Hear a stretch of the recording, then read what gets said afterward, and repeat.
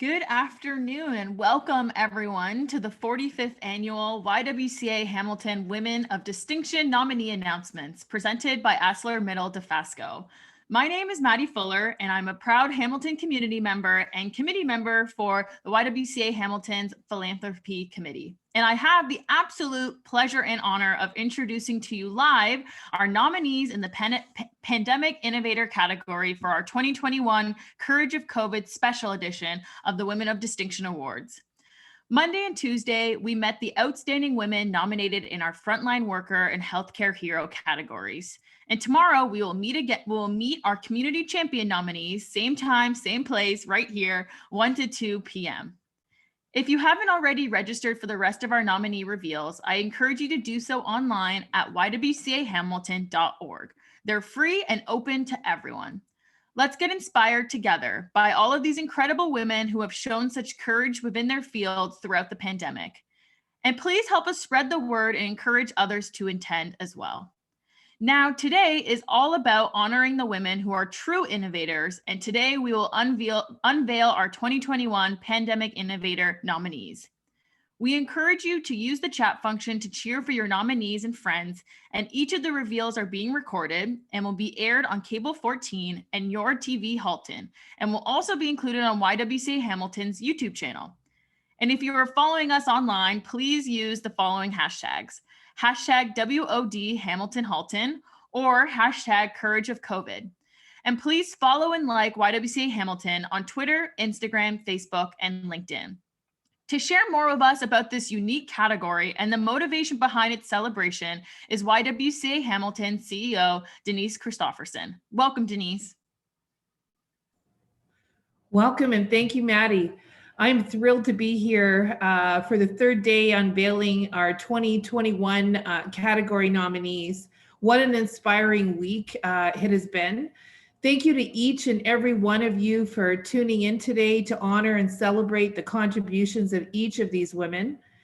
Before we unveil category nominees, I would first like to begin by acknowledging the land on which I'm speaking from is the traditional territory of the Haudenosaunee and Anishinaabe.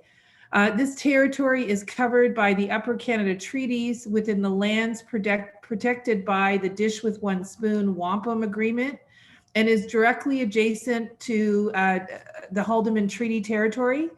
We respect the long-standing relationships with the local Indigenous communities, the Mississaugas of the Credit First Nation, and the Six Nations of the Grand River. YWCA Hamilton is dedicated to advancing opportunities for learning and education and is committed to the recommendations in the Truth and Reconciliation Commission's report. I encourage all of you to recognize and acknowledge the land that you occupy wherever you may be tuning in from. Folks, all week we have been discussing the impacts of the pandemic on women, as we know that they have been deeply and disproportionately impacted. Quite frankly, women have been bearing the brunt of it. The COVID-19 pandemic is jeopardizing the hard-fought gains women have made in the workplace, and we're in danger of turning back decades of gains. In March 2020, women represented 70% of all job losses in Canada, and 1 in 5 women workers lost their job, or the majority of the working hours when the pandemic began. An economic report released by RBC shows that women's participation in the workforce has dropped to only 55%, the lowest it's been since the 1980s. Our YWCA Hamilton and YWCAs across the country are working hard to build a feminist recovery plan to make the economy work for everyone. We are focused on centering women and investments that include everything from early learning and childcare to paid sick days for all workers, to addressing violence against women and investments in affordable housing. As our cities rebuild from this, we need to prioritize the needs of women and hold decision makers accountable to applying a gendered and equity lens to all decision making. To learn more about the work we're doing with the feminist economic recovery, please visit our blog at YWCA Hamilton. This week is about celebrating nominees across all 5 award categories, including Frontline Worker, Healthcare Hero, Pandemic Innovator, Community Champion, and of course, Young Trailblazer. Today, we will meet the outstanding women in Hamilton and Halton who make up our Pandemic Innovator category. This award honors exceptional women who are industry trailblazers, developing innovative solutions in response to the pandemic. This covers scientific enhancements, technological or industrial spaces to advance solutions, and outside of the box thinking. Some have leveraged their skill sets in the fields of engineering, applied sciences, social sciences, life sciences, technology, or a skilled trade in order to support individuals in her community. These women have leveraged their successes to advocate for others and are motivated to make real change and facilitate opportunities for others through their bold new ways of thinking. These women have been nominated because they have stood out and made a difference at a time when innovation is vital to our economic survival. To the nominators tuning in, thank you for taking the time to acknowledge the achievements and contributions of the honoree you have nominated. We sincerely appreciate you taking the time to submit their nominations. I would also like to thank our presenting sponsor, ArcelorMittal Dofasco, who continues to be a friend of our mission. Thank you for your ongoing support of all we do at YWCA Hamilton. Recognizing the diversity and strength of women is what Women of Distinction Awards is all about. To each of our nominees, welcome. Your name now joins the ranks of over 15 other remarkable women who have been nominated throughout the history of these awards. Each of you are an inspiration to so many. You are a true leader, and you have shown courage in the face of COVID-19. As a Woman of Distinction nominee, you will continue to serve as an inspiration for a new generation of women leaders. You are now part of our legacy. And now joining us today is Diana Oraz Marquez from Deloitte, who has generously stepped in to be the official sponsor of the Pandemic Innovator Award. Please join me in welcoming Diana. Thank you, Denise. As Denise mentioned, my name is Diana, and I'm a manager at Deloitte. The COVID-19 pandemic has significantly changed the way we live, work, and do business. As we adapt and adjust, our firm never loses sight of our purpose: to make an impact that matters to our people, our clients, and our communities. Sponsoring this year's Pandemic Innovator Award, it's important to Deloitte because these are the women who have dedicated themselves to finding solutions as we collectively repair and reshape the world in a way that works better for everyone. As a long-standing supporter of the Women of Distinction Awards, we are thrilled to be part of this incredible event and partner with YWCA Hamilton once again. On behalf of everyone at Deloitte, I would like to extend our appreciation and gratitude to the women and girls across all categories who are responding to the impact of COVID in Hamilton and Halton. You are truly making a difference. Maddie, back to you to announce this year's nominees. Thank you so much, Diana, and thank you so much for your support as well. Okay, here we go. I will be announcing all the names of our nominees, and then we'll have some time to do a Q&A with each of them and to get to know our nominees a little bit better. Our 12 Hamilton nominees for the Pandemic Innovator Award are Dr. Allison Fox Robichaud, Adriana Lukage, Diana Weatherly, Doris Charadello, Erin Mitchell, Dr. Francis Ledowski, Dr. Karen Mossman, Leanne Sneddon, Marla Robinson, who's also been nominated for the Lifetime Achievement Award, along with Dr. Allison Fox Robichaud, my apologies, Dr. Rosa De Silva, Tracy Taylor O'Reilly, and Vicky Gruber. In Halton, we have 5 nominees for this award, and they are Elise Neccarado, Haley Harlock, Lisa Lunsky, Renee France Badur, and Stephanie Vanderlingen. A huge congratulations to all of our women, to all of our nominees in Hamilton and Halton. Congratulations. And now this is one of my most favorite parts of these nominee reveals so far, but a time for us to get to know our nominees and to hear a bit more about your story. So I'm going to go through groups of 4, actually, ask each group of 4 a particular question. And then all the other nominees, if you want to jump in afterwards, you can actually raise your virtual hand so I can know that you would also want to say something towards that question. And if you don't mind, before you answer your question, please introduce yourself. Tell us a bit about what all the wonderful things you're doing in your community, just so everyone knows who you are. Awesome. So the first question I'd love to ask is, who nominated you and what does being nominated mean to you? And I am going to ask Allison, if you don't mind starting us off. Not at all. Thank you, Maddie.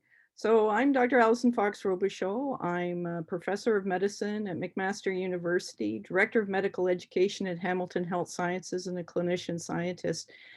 And I started down this pathway way back in March when I reached out to colleagues at the Faculty of Engineering. I'd been working with them on research before and said, we're running out of PPE at the hospital, personal protective equipment. The result of all of that was I was probably just this little cog that started my engineering colleagues building connections in the community, the result of which has been a new center at the Faculty of Engineering, really looking at materials and new ways to develop protection equipment, but more importantly, connections with industry within the Hamilton area and the Halton area to build the best protective equipment we can for workers in the hospital, people out in the community. Nico masks is one example. The face shields that we use in the hospital now are all locally made. My nominator was one of my nursing colleagues at Hamilton Health Sciences, Janie Proba. At the beginning of the pandemic, in the midst of doing all of that, Janie and I were on meetings every single day talking about how we were going to re-educate our staff. And she, along with one of my nurse educator colleagues who I used to work with in the ICU, I'm really humbled. I was just, as I said, this little cog in the wheel to kind of connect people, but Janie thought that that was an important cog. And so I'm very grateful to her. That is a very important cog. I agree. Thank you so much, Allison. And Adriana, who nominated you and what does that mean to you? Hi, Maddie. Thanks for the question. So I am the Director of Digital Solutions at St. Joseph's Healthcare Hamilton and have had the pleasure since March in supporting our clinicians and our patients and ensuring that they are ready to take on all that COVID has brought our way. So some of the work that I did included ensuring that virtual care supports are in place for our clinicians and that patients are able to connect virtually with their providers through the method that they're most comfortable using. We've done a lot of work in ensuring that we have screening applications available for all those visiting or working at the hospital to ensure that we're keeping everybody safe. And of course, we've done quite a bit of work with our public health colleagues, ensuring that we have online scheduling options for our assessment centers and timely result notifications through our patient portal. So given all that, I was nominated by some of my St. Joe's colleagues and was very touched by that. So our Vice President and Chief Information Officer, our Chief Medical Information Officers, and others that I work with at St. Joe's and across the city of Hamilton. It is such an honor and a privilege to be nominated, and I'm so proud to work with innovative, compassionate, wise team members that have made all of these digital health initiatives such a success. And without them, none of this would have been possible. And so I am truly grateful for the opportunity that they've given me. That's amazing. Thank you so much for sharing. And Diana, Diana, do you mind sharing as well? Of course. Thank you, Maddie, for the question as well. And good afternoon, everyone. My name is Diana Weatherly, and I am the Director of Sales and Marketing at Carmen's Group. An interesting sort of fact about me is that I actually joined the organization in April of 2020. And so I onboarded during one of the most challenging economic times of our history, of course. And as many of you, I'm sure, could appreciate, an onboarding during a global pandemic is a very interesting one. And so particularly coming into the hospitality industry. And it forced me to really have to jump into crisis management and recovery mode. So working across all different functioning areas of the organization. This included launching new e-commerce platform sites for frozen food programs to continue to feed our community at an affordable rate. Obviously, we're all aware that the cost of food has increased. And so for us to be able to create a meal program for our community was very important to us. We also had, many couples who were celebrating their life milestones with us, their weddings, and we had to postpone and cancel and move so many of our couples' dates. And we all know how important a wedding day can be for many couples. So it was, a communication strategy that we had to put into place, and working across all the different team members, all of which were new to me. And so that was a really, really delighted opportunity to get to know the organization intimately and quickly. So being nominated to me means the world, to know that I joined, and I've been in this role for a short period of time, but that my body of work has had such an impact and has been valued by the organization is such an incredible honor. And it goes without saying that I wouldn't be here if it wasn't for the support of my team members as well. So I'm incredibly grateful for them. And I was nominated by our amazing company CEO, PJ Mercanti. So thank you to my dear PJ. That's awesome. Thank you so much. It's only 3 nominees in for a question. You can already see all of the diverse industry that everyone is coming from. So I'm really excited to hear the rest from everyone else. Thank you. And Haley, who nominated you and what does that mean to you? Maddie, hi everyone, thank you. My name's Haley Harlock and I was nominated by a group of peers within the community of physician families that I serve. I too am married to a surgeon in our community, and I have a background in social work. And at the end of 2019, I founded an initiative called the Flipside Life to really do work to connect and support physician families, because through my own experience, I just knew that there was a gap that exists in supporting physician families. And when the pandemic was declared in March, I knew that physician families would be in need of support. And so I just decided to take some messy action and started doing these weekly peer support calls. And I'm pretty proud to say that this week marks 48 weeks of consecutive calls that have brought the partners of medical students and physicians from not only across our country, but internationally as well together. And it's just filled a need that always existed, but that COVID really amplified. So like I said, I was nominated by a group of people within my own community, and it's just I'm really humbled and honored, and just knowing how much that this community, as it's grown, has meant to the people within it. So thank you everyone, and thanks for having me today. Haley, that's amazing. Thank you so much. That's such a cool initiative that you've been doing beforehand, but like you said, it really came to the forefront now. So thank you. Does anyone else, before I move on to the next question, does anyone else want to give a quick shout out to their nominator? I'm just going to open the floor quickly in case anyone else would like to share. Hi, Maddie. I'll share real quickly. I just want to thank Inspector Chamblay for the nomination.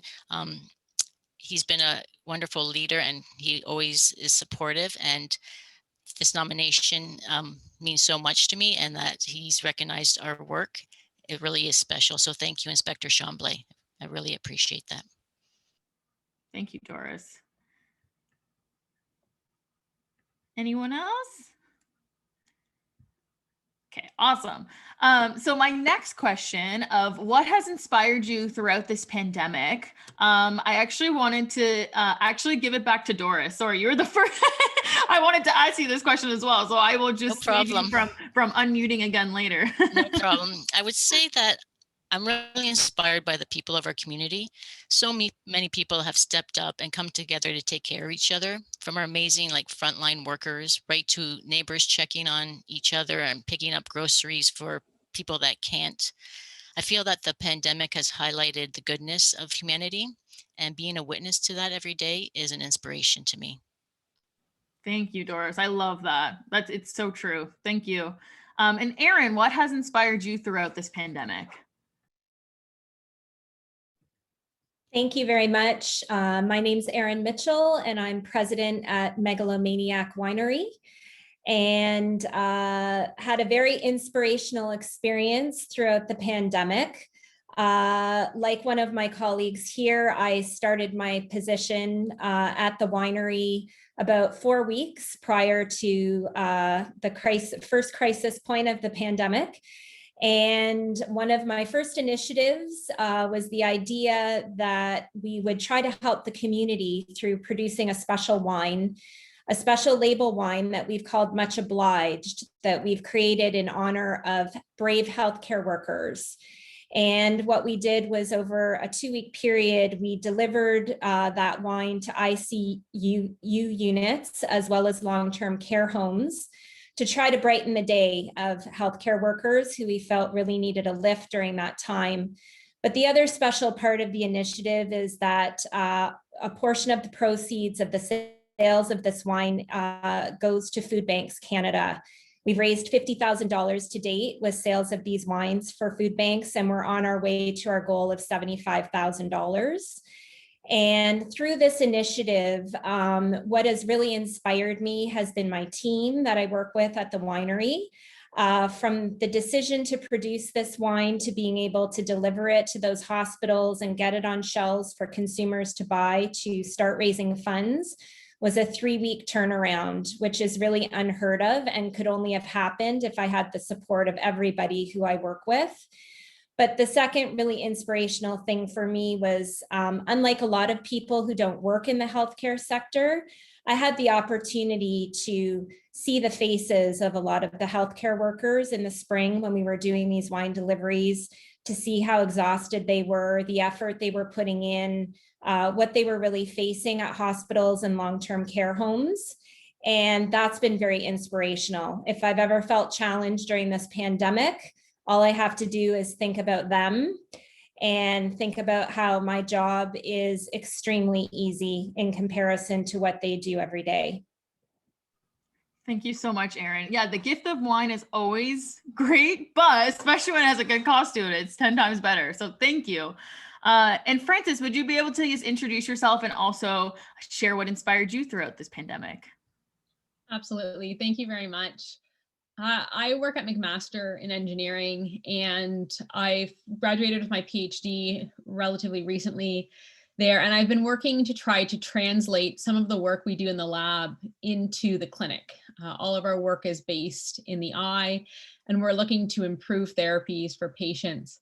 And when COVID happened, we were able to pivot some of our technologies that we've worked with from an ocular application into a nasal spray that we've been trying to develop to help treat COVID patients or even prevent COVID infections in these patients. And part of the great work that we were able to do involved also doing outreach to elementary school students and high school students, that while we normally do it in person, during the year we were able to take it online, and it's been really well received while the kids were out of school and over the summer, where there weren't quite as many activities as they would normally come to expect. And that's really, I think, what's inspired me, similar to what other people have said, is those around me have been really inspirational.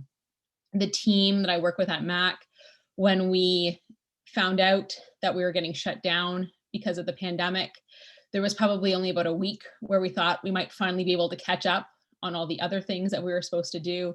And it quickly transitioned to what can we do to try to help this situation, to make it better. And everyone stepped up to do that. And then of course it involved taking on more work than what we were already doing. People were willing to get back in the lab, and we wouldn't have been able to do anything without everybody stepping up to do their piece. So that was really inspirational to me. And my daughter, I have 2 kids, one just turned 2 and the other one's 4. And my 4-year-old learned, why we had a pandemic and how the virus works. And it was really interesting to see her, who, couldn't go to daycare anymore, couldn't have play dates, and to watch how she was able to process that and recognize that it's temporary and that things will get better. And just to see her being resilient around that was really inspirational too. Thank you, Frances. And thank you for sharing that story about your daughter as well. That is so lovely to hear. And Lisa, what has inspired you throughout this pandemic? So my name is Lisa, and I coordinate a meal bag program. Historically, for the last 11 years, we've done a community meal where 250 people come for a meal every Friday. And as soon as the pandemic came upon us, we flipped to a take-home meal bag program. We knew there were people that were still hungry, people that needed food. There were COVID positive people. So we started a take-home, and we have a delivery. So we're providing over 1,000 meal bags a week for anyone who's needing food. What's inspired me is definitely all the people that have come together. I think of our on-site volunteers, the delivery volunteers, the people that were working in very difficult situations when we weren't sure. Right now, I'm just at work here, just all the people that are in cooking, that are, serving, that are packaging food in conditions that we weren't sure. And everyone following the protocol obviously is pretty tricky. All of our partners, we've really, Burlington has really stepped up and joined together. Our food partners, people that are preparing meals off-site, just amazing community that's come together in so many different ways. We were able to do a Christmas dinner with all of our partners, providing Christmas meals, gifts for over 1,000 people this Christmas during a really tough time. So really our city, our government that has stepped up and really worked with us, our food partners, our volunteers, our neighbors, and our community. Thank you so much, Lisa. And yeah, that idea of food insecurity is so important to talk about, especially right now. So thank you so much. My next question is to Leanne, Marla, Rosa, and Renee. And that is, what was your motivation to continue your work, advocacy, and contributions during the pandemic? So I'm going to start with Leanne, and then we'll go to Marla, Rosa, and Renee. Thanks, Maddie. I'm Leanne Snedden. I'm the Director of Human Resources here at the Hamilton Police Service. And what has motivated me is my commitment to the community, to the employees that work here at the Hamilton Police Service, and the amazing team of people that have worked around the clock with our response to the COVID pandemic. And so with our employees, they've really relied on us to support them, to feel a sense of safety and security as they've had to go out and serve the community every single day. And it's been very motivating. I am so appreciative of their selflessness that I see every single day, and also just the amazing team that I work with. Thank you so much, Leanne. Marla? I'm Marla Robinson, and I'm a faculty member and Special Projects Academic Coordinator for City School at Mohawk College. And our mandate there is community outreach and trying to move the needle and make the world a bit better. What has really, really kept me going during this is on a dime, we had to turn around what we did. And what we did very, very well. But we had to pivot so quickly. We had to change how we delivered. We went to online. We went to different delivery schedules. And it was like striking, a vein of gold, because we managed to learn things that increased our access into the community. We were able to get people, to own learning, put it, their place, their time. We built flexible systems, and we're watching the impact. We're working with employers, and we're, helping deliver short-term training, gets people where they need to be, because we have so many, displaced workers, people who are at risk, and we're helping them make that transition. And there's just an advisory meeting board yesterday with one of our partners to find find out, you know, these many people have now transitioned into full-time employment. They've left a sector that has been ravaged, and they're moving on into something and a new career and a new life pathway. And that's so exciting. As many of the nominees we've already heard, and I think you'll hear with everyone, you get this amazing feeling when you know you can make a difference, and I think it's just becomes part of who we are, and it's you know, something that the more you get, the more you want it, and the more you can do. You know, I'm very fortunate that our team at City School has been relentlessly innovative and exceptionally patient as we pivoted and make changes so that we can react immediately. You know, and we're going to take some programming right across Canada over the coming year using this model. So feeling very blessed, and boy, there's nothing more inspirational than being in the company of so many phenomenal women. So thank you to everyone here as well. Thank you, Marla. I love pivot is probably my favorite word of the pandemic. So thank you for saying that. Awesome. Rosa, what has been your motivation? Hi everyone, my name is Rosa De Silva, and I'm an assistant professor in the Associate Chair of Undergraduate Studies at McMaster. I would say that the biggest factor that's motivated me has been our incredible opportunity to unite humanity towards a common cause. And I mean, this includes the motivation to impact positive change across all sectors in society. In our case, it's education at McMaster.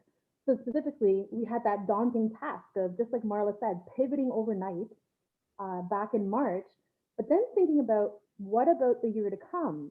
You know, we know the challenges that we're facing with lockdowns and the rollout of effective vaccination strategies.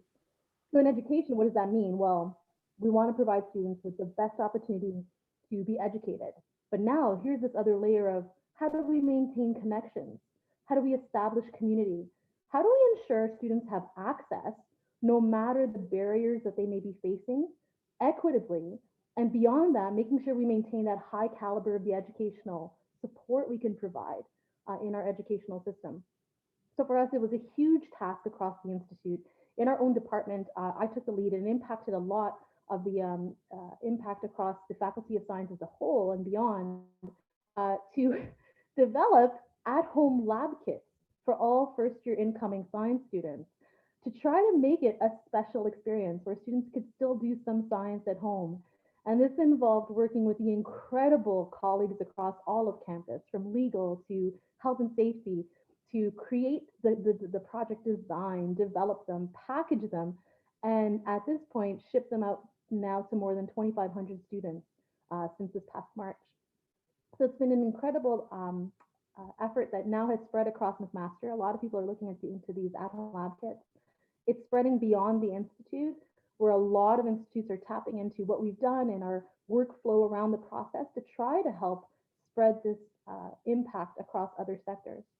So I guess my motivation in sum continues to be the amazing educational colleagues at McMaster and beyond. I'm not going to lie, I'm inspired by educators in the elementary sector. My daughter, she's in JK, and looking at a JK teaching in the classroom makes you feel like, if they can do it, you know, here's my dog, here's my teacher's picture, you know, while trying to teach, you're like, man, we can do this too.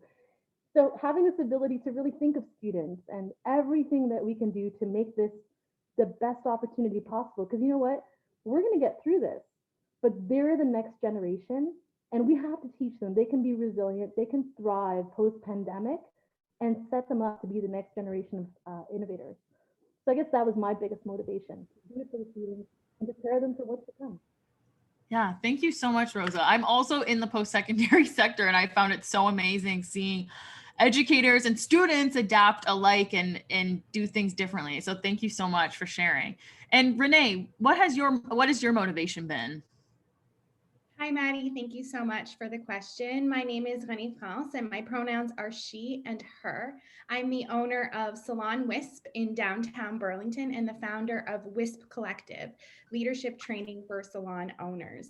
So I have spent 18 years behind the chair, nurturing relationships with my clients. And the first thing that struck me in panic when my business was deemed unessential was, what are these people going to do? I was very aware of how many people in my list of clients that their connection time with me is the only piece of connection that they have for that week, and sometimes even for that month. So what motivated me during this pandemic was to find a way to pivot my offering online so that we could maintain that connection. So being able to offer at-home root retouch kits and products and in Zoom consultations and lessons on how to make you look and feel better during such a difficult time where we're lacking so much human connection really motivated me each and every time I made connection with someone and they shared with me how much it uplifted their spirits so that they could then be of service to their family and their community was constantly a huge source of motivation for me. But one thing that also motivated me so deeply was that our industry has actually been in a crisis for some time. And the pandemic obviously highlighted some factors of that. And I just felt this immense sense of calling to make sure that we are focusing leadership at the salon ownership level. And so that we're creating opportunities that are sustainable and creating job opportunities where women can afford to live in the communities that they serve. And so we do need to raise the brush in our industry as a whole. And that really did continue to motivate me. So thank you so much for this opportunity, because as a personal service worker who was deemed essential, to feel like my quest to maintain human connection makes an impact has just been a really amazing blessing. That's amazing. Thank you so much, Renee. And I really, really love that story and perspective that you just shared. Obviously, I have not gotten a haircut in forever. And it can show, so I cannot wait to have that experience again. So thank you so much. Great. So the last question I think we'll get to, I'm loving all of these conversations that we're having. So thank you so much again, everyone. But the last question is, what has the COVID-19 pandemic taught you? And I wanted to hand that to Tracy first. Hello, Maddie. Hi, everyone. My name is Tracy Taylor O'Reilly, and I'm the Assistant Vice President of Continuing Studies at York University. And I'm so thrilled to see so many of my former colleagues at McMaster here on the call today. What has it taught me? Those of us in workforce development have really seen this not only as a health crisis, but it's been an economic crisis and it's been an employment crisis.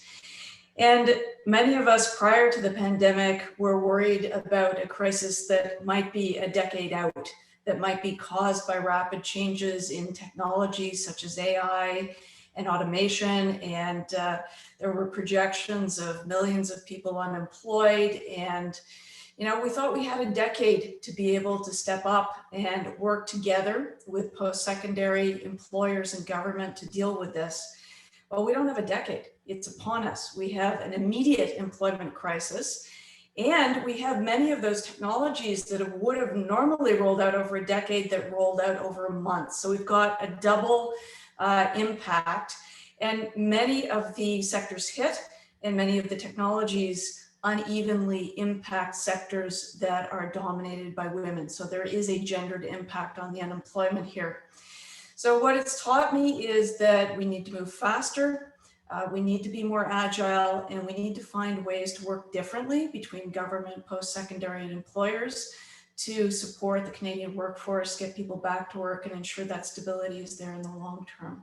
So thank you. Thank you, Tracy. And thank you for all the work you're doing within that space as well, because I agree, it's so crucial. Thank you. Awesome. And Vicky, what has the pandemic taught you? Thanks, Maddie. Hi, my name is Vicky Gruber. I am the Manager of Port Security and Harbor Master for the Hamilton-Oshawa Port Authority. The pandemic actually surfaced 2 weeks before the opening of the shipping season in Hamilton. So on average, we see about 650 vessels a year, 180 of those being from overseas. So this really became a priority for our marine community. And it really became a priority for me because I wanted to know, or I had to, devise a plan on how to keep our port community and our actual community safe. So national collaboration and teamwork became key with various industry partners like Public Health Agency of Canada, Transport Canada, the American and Canadian Coast Guard, St. Lawrence Seaway System, and also our different port authorities. So really the pandemic has taught me the importance of multi-agency collaboration, that communication is paramount. And when faced with widespread adversity as a community, we can overcome any challenge. Thank you so much, Vicki. And Karen, what has COVID-19 taught you? Hi, well, thanks so much. And it's such a pleasure to be, surrounded, even though virtually, by such amazing, amazing women. So I'm really awestruck by all of you. So I'm Karen Mossman. I am fortunate to serve as the Vice President for Research at McMaster University. And I'm also a researcher that actually works on viruses. So at the very start of this pandemic, while we were on one hand trying to figure out how do we safely shut down a university, and worked with many, many colleagues to figure out how very quickly and very safely do we shut down a university, but let still essential research continue, essential, teaching and learning continue. And you've already heard some amazing ways that, folks enabled that to happen. Meanwhile, my own lab, working on viruses, we were really fortunate to work with colleagues up in Toronto to isolate the virus from patients in Toronto. And so having that virus isolated is now what labs across the country that have the facilities like what we have access to that virus. So that was, really important. And again, it's the whole team that, worked together. And I think that's what the pandemic really has taught me, whether it's through our own research and working, to harvest the virus and send the virus across the country, whether it's working with colleagues at the university on how do you safely allow, research and academics to continue, or on our work that we do. I'm also very fortunate to work with governments of all levels on a lot of policies and outreach. We have to be collaborative. This pandemic is bigger than any one of us, and we can't be kingdom building. We can't be, we really, really have to be thinking this is bigger than any one of us. We might have had our own agendas, we might have had our own priorities, but all of that has had to shift. And certainly in the research community, I've never seen the level of collaboration that we've seen now, where people are willing to share data openly before publication. It's not about who can publish the best paper, who can get that first patent. It's all about let's get the information out so that it can be used properly. And so that's the real thing and I really hope that we use this as a beacon moving forward. And use this as the new way of doing science and doing research and thinking collaboratively. Because if we can tackle this, there are so many huge problems in the world that we can tackle using the same collective thought. So I know it's, you hear it a lot, we're all in this together, but this is one instance where we truly are. And that in many ways has been actually quite inspirational. That's amazing. Thank you so much, Karen. If you were looking at my video during, I was like this the whole time. So thank you. I agree with everything. Thank you so much. And next is Elise. And then Stephanie, you can go ahead after Elise as well of what the COVID-19 pandemic taught you. Hi, everyone. My name's Elise, and I'm the artistic director and conductor of Myriad Ensemble, which is a women's choir here in Burlington. And the pandemic taught me many things. I think first and foremost is that the conducting arts, the choral arts, we were deemed not only non-essential, we were also deemed as a dangerous activity for a very long time until the science proved that we can take measures, in fact, to sing safely together, even during this pandemic. And I'm also, of course, the leader in an industry where being together and gathering as groups and people is not only essential, it's required to be able to sing in a choir. And I'm one of those people where I don't take, you can't do something for an answer. I have a group of women that sing under me. And also I work with other choirs, so many other people that sing under my leadership. And they rely on that choral community for their mental health, for their stability, for their sense of community and gathering. And overnight, that was taken away from them. So being a conductor in a world where the choral arts was shattered has shown me that what I do impacts so many people and is about so much more than just making music. Choral music is about bringing communities of people together to sing as one voice. Just because my industry may be shuttered does not mean the spirit of choral singing has to be. It is just ingenuity and of course support from the whole team of people that surround me to bring new life to an art and profession rich in value. And I think now during this pandemic, we need choral singing, we need community, we need music more than ever.